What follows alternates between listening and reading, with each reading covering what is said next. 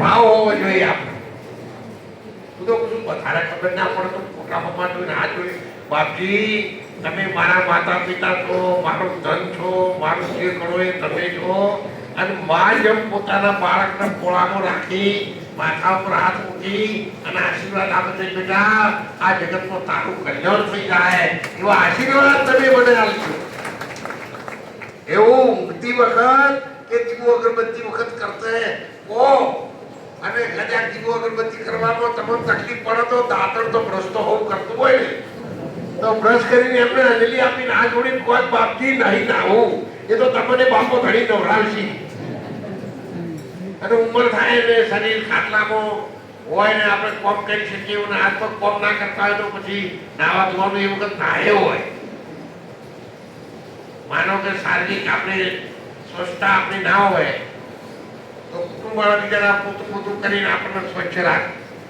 એવી સ્થિતિ પેદા થાય તો આપણા અંતરમાંથી પાકડી વાળા ભગવાનની મૂર્તિ છેલ્લા શ્વાસ સુધી દબી જોઈએ. તો છેલ્લી ઘડી આવી ઉભા રહે. તમે એવું કહો કે મારે ભેંસને પાડી આવજો તો જયસિંહ બાબા ના આવો. પણ તમે એમ કહો મારી છેલ્લી ઘડી બાપા ઘડી મને તમારા શરણોમાં લઈ દેજો તો એ આટલા અદૂર પ્રગટ થઈ જાય. સદગુરુ ભૌતિક વાતો હાથે બંધાયેલા નહીં પણ તોય જો એમની કૃપા થઈ જાય તો એક કબીર સાહેબે મૂળ વચનમાં કહેલું છે, મૂળ વચન મેલ્યા જડે એટલે ધરતી ના આકાશ એક જડે. ધરતી ના આકાશ એક સરખું થઈ જાય, નર નારી એક સરખું થઈ જાય. મૂળ વચન મેલ્યા જડે એ નાગા ભૂખા કબગું ન મળે. એને ગમે ત્યાંથી ત્રણ તાળામાં તો રોટલો મળે અને જંગલોમાંથી તમે તપ કરો સાધુ થઈ તો ત્રીજા દિવસે રબારી બકરો ચાલતો ચાલતો તમે દૂધાલવા આવે. કુદરતી ગોઠવણ છે.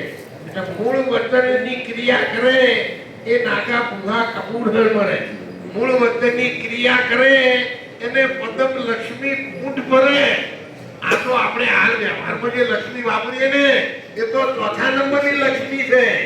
અને તો પદમ જેના હાથમાં હોય દુર્યોધનના યજ્ઞમાં અને પાંડવોના યજ્ઞમાં ભગવાને કહ્યું કે આ હોરું છે ને બધું વેચવા દુર્યોધન ના આલો. એટલે ધર્મરાજ તો આપણે આવરું લેવડાવે છે એકી દાડે વાપરી ના પણ એ તમે આલો તો ખરા.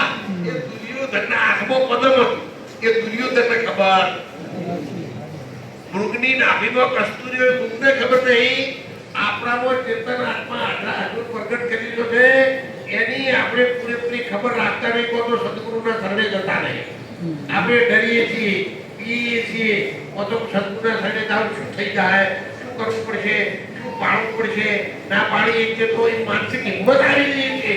નહીંતર તમે ગમે તેવું કોઈને ગાળું બોલવાની હોય તો બોલો તો કોઈને લાકડી લઈને મારવાનું હોય તો મારો તો ઘેરી જનાવટી આટલું તો તરત દેખાડો મારો તો તો તમારે એવું કોઈ કરવાનું આવે.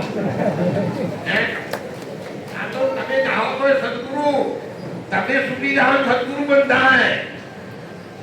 તમે જે દાડે સદગુરુના શરણે ગયા એ દાડે મોડી લીધું કે એ દાડાથી તમે મુક્ત અને સદગુરુ તમને સારવા માટે બંધાયેલા. પણ એવું માનસિક હિંમત તો આપણે રાખવી પડશે ને. મનને મન તો ભાઈ બહેનો એવું કશું છે જ નહીં.